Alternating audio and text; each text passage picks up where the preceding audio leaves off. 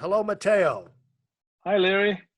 Uh, Looking forward to getting some insights about how to take an idea and something that you're passionate about, you have a little success, but then propel that into your own business and your own brand. And uh, what people don't know was that I spent my early high school years in Tuscany. My father was in the Air Force. And we used to get on the train, small high schools, not a lot of American high schools in Right. Italy back then, but we would take we would play Verona and Vicenza and Naples in basketball and football. We would ride the trains.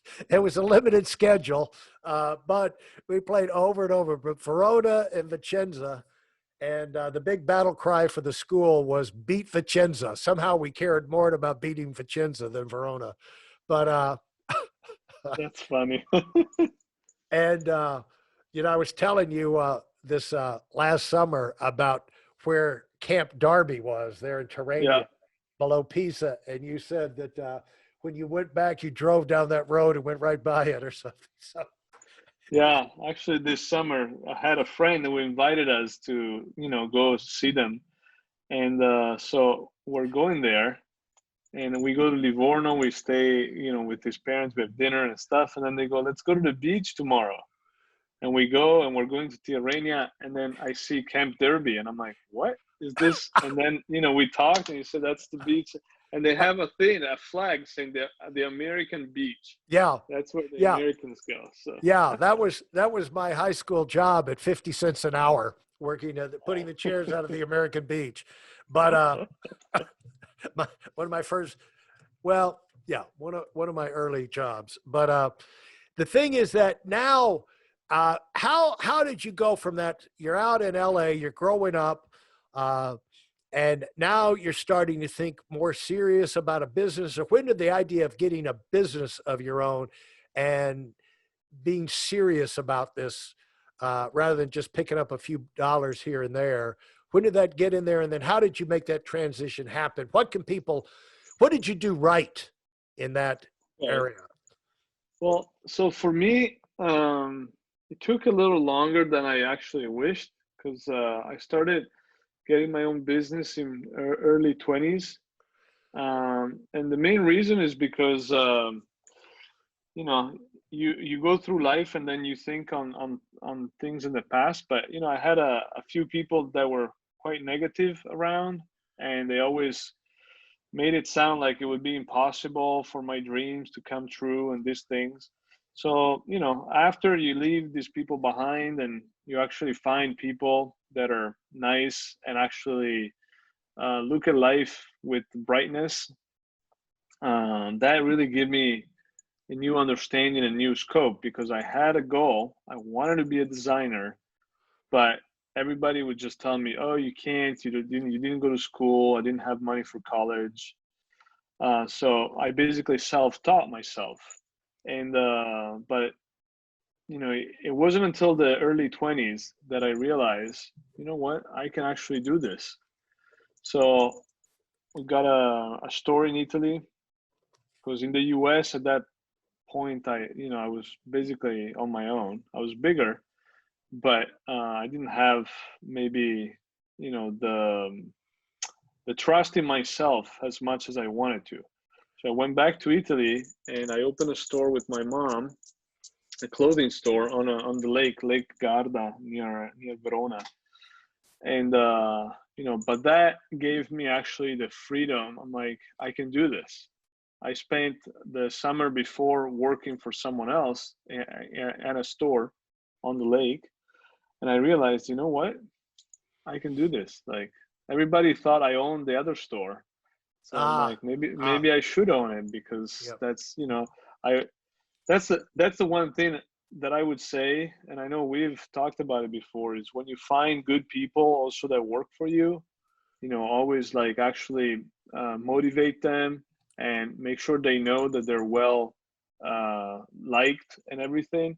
Because I remember working for this store And the people that would come and shop thought I owned it because of how much I care for it and would take care of people. And then I definitely was not felt like, I made a difference at all. So I just said, you know what? Okay. And I opened my own. And because I didn't have enough money, I asked my mom to give me a loan. And, so she helped, and that got me started. So the first year I had one store. We did incredibly well. And, of course, I was working from 5 in the morning to 1 p.m. No, 1 a.m. in the morning because it was a lake town summer. So you stay open. I didn't want to lose a client. Yeah, Like if someone came in at midnight, say, are you open for shop? I'm like, I am. I am. Yeah. Yes. Can can And can you do this? Yes, I can. Can you draw this? exactly. Yes, I can. So Yeah. whatever they want. Yes. That's always been one of and again, I go back to another family thing. I grew up with my great grandfather. He was born in 1899. Okay.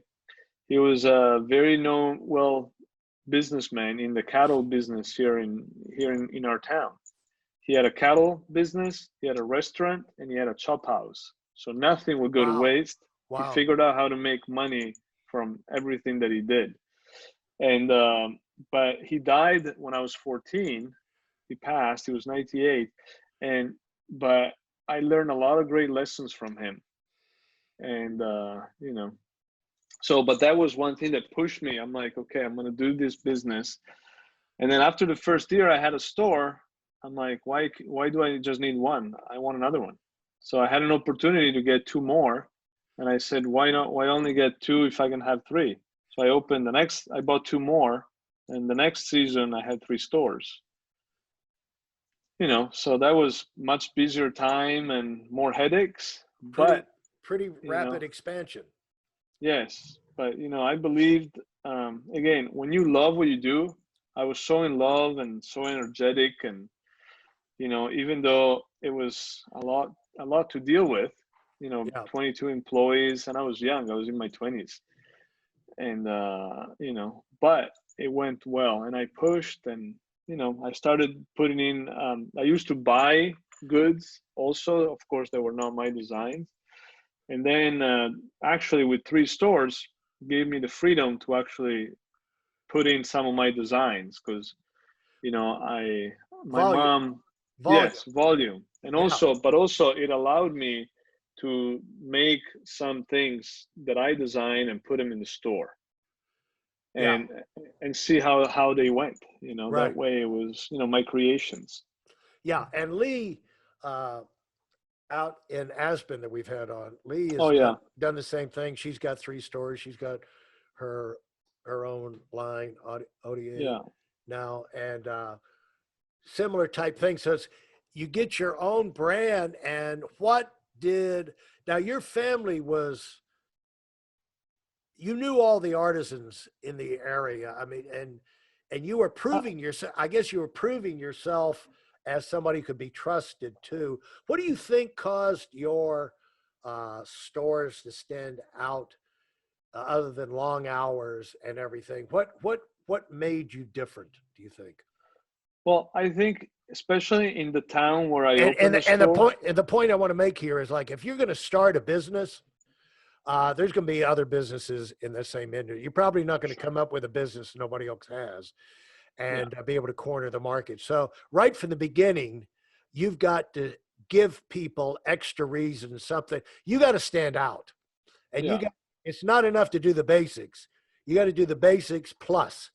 And yeah, so, exactly. and plus in everything pretty much. So how do you think, what comes back to you as how you guys stood out? So my first thing, I went into a town. Italy is very tight and closed. I went into Right. a town on a lake where everybody knows each other. I was the forester. Who is this guy? Foreigner, sorry, Yeah. foreigner. Yeah. Yeah. Who is this guy? Why is he buying a store here? Where does he come from? Does he have money? Like, what does he do? So Yeah. of course, I didn't have a lot of those things, and Plus, you were You know, young. You were young. You know, there's yes, and I was young. young kid. Yeah, and you know, but I did have, so my mom handled the public relations. You know, I Yeah, was not very good at smoozing and talking to people. I'm just more like get to where I need to go and just yeah. do what I want to do and when I wanted to do it. And so she took care of making sure people didn't hate us. But basically, what I did with the store was change. This town was just static, and what I noticed, it was everybody was either too comfortable because business was just doing well, and I just basically brought in like a game changer, different style of merchandise to the location, to the town, and also different price points. Like I saw a gap, you know, there's a lot of tourists from Northern Europe, and I saw a gap in merchandise, in colors, and in designs. So that was my thing. And then I made it fun. You know, I actually took back what I had gotten in the US. I took back plaques, license plates, and I basically, my store was called Route 66 because that was one of my most loved places in America, which I Uh-huh. had done already a couple times on the road.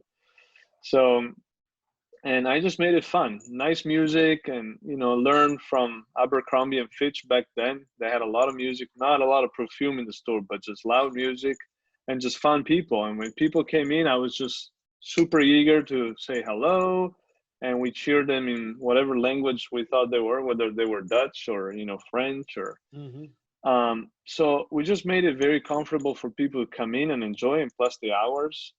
And my I remember my bags. I made the store you know, the bags where I would put the merchandise people would buy. I printed Marilyn Monroe on the photo, like on the bag in black and white, but just made the lips red, and then I Yeah, just wrote Route 66. And you know, people, I would have people that would just come in and ask if they could just buy the bag.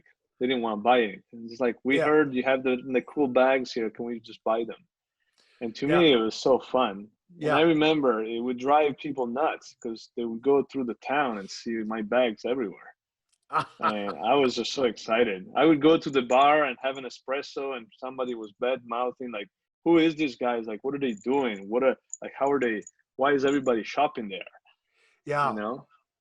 yeah, But anyway, so, but that actually, like, I was, I realized, you know, I was not the first clothing store in the town. I just did something that the other guys had not thought about, or maybe they were too lazy, or maybe they were not.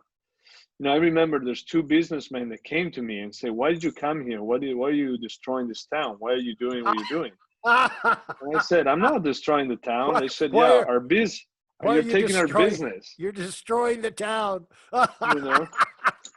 And they looked at me. I was 23, and they're like, "You're taking our business. We've been here like 30 years." And I said, "You know, I think your problem is you're stagnant. You're stagnant. It's like still water. You have gotten so used to just people buying what you have because there's no other options." I said, "Now step up your game." I said, you know. And so anyway, needless to say, I was not, they were not very fond of me. They were more fond of my mom, who would go in and, you know, smooth talk people after I would pass. That But is hilarious. Step up your game. That's what I, yeah, yeah, yeah, to me, you know, honestly, I was always very competitive in sports. So yeah. if I would lose a game in, you know, in soccer, you know, football here in Italy, I would go crazy. I'm like, why did I lose it? Why did I not score? Yeah. And so I just thought, if your business is losing money because of me, figure out how to outdo me. Yeah. Let's make it a competition. Let's have fun. Yeah. It's kind of like compete or go home. Yeah. Yeah, exactly. So I feel, you know, life is like that. I That's mean, hilarious. you've got different types of personalities, but you know, you just But have to decide whether you want to compete and be a winner or not, or sit on the bench.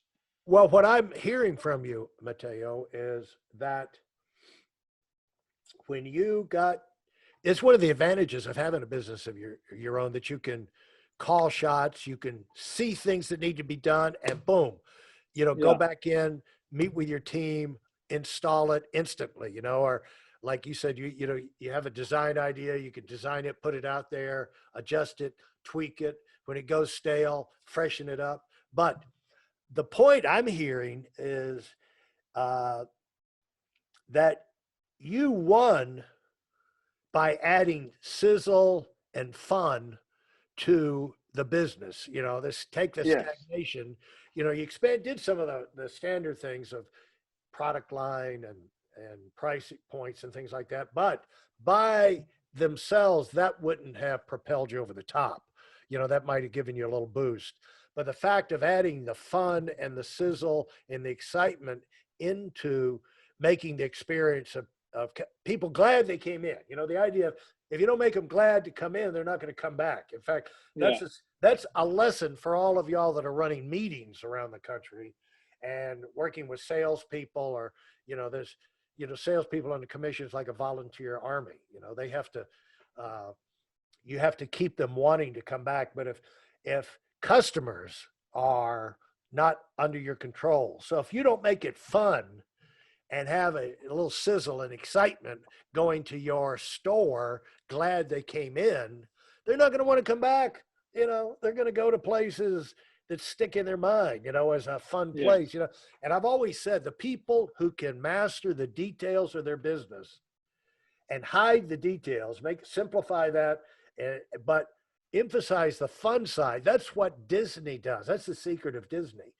Disney is, in reality, the most high tech place in the world.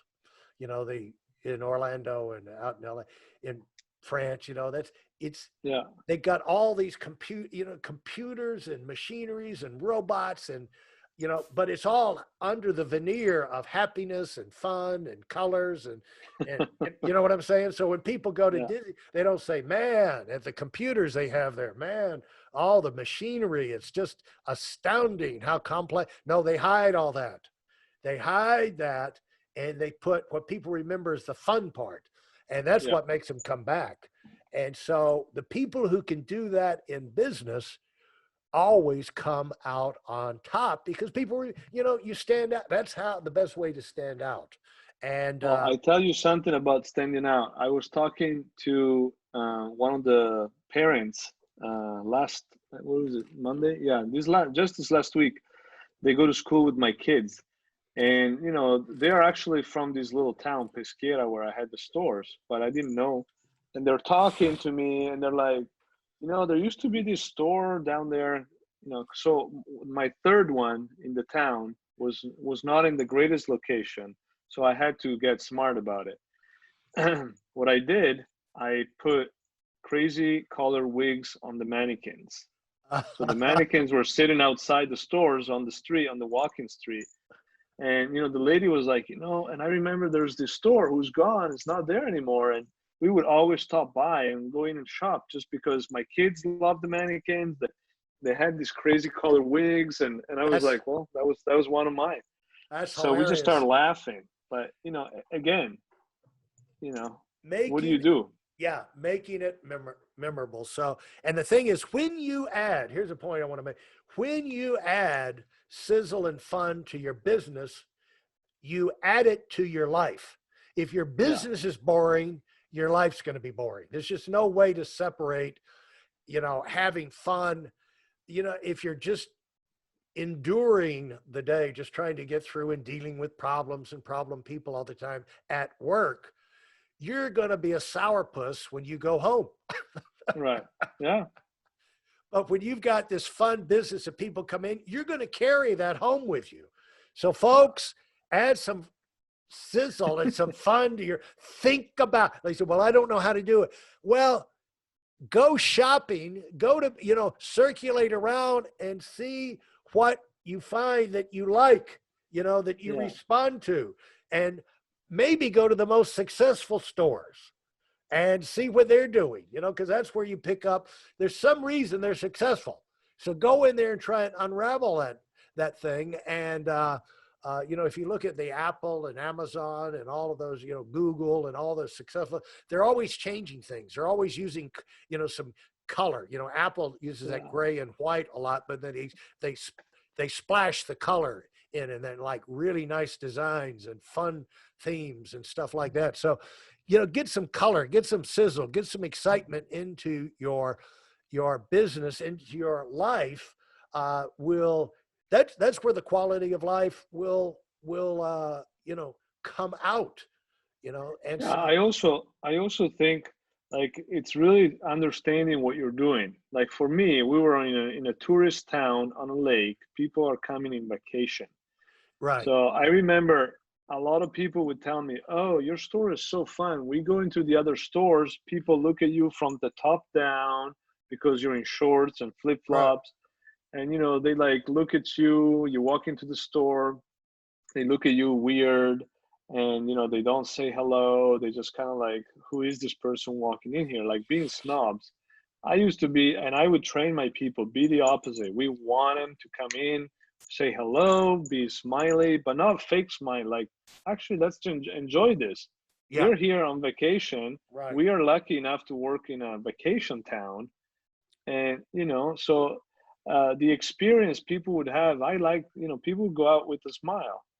yeah, And because it's also, and it came from my experience too. I would go into the other stores in the town and I would be like, God, like I don't want to come back in here, yeah, because whether I'm a millionaire or I have $5 in my pocket, you have no idea. Why would yeah. you look at me like that? Right, exactly.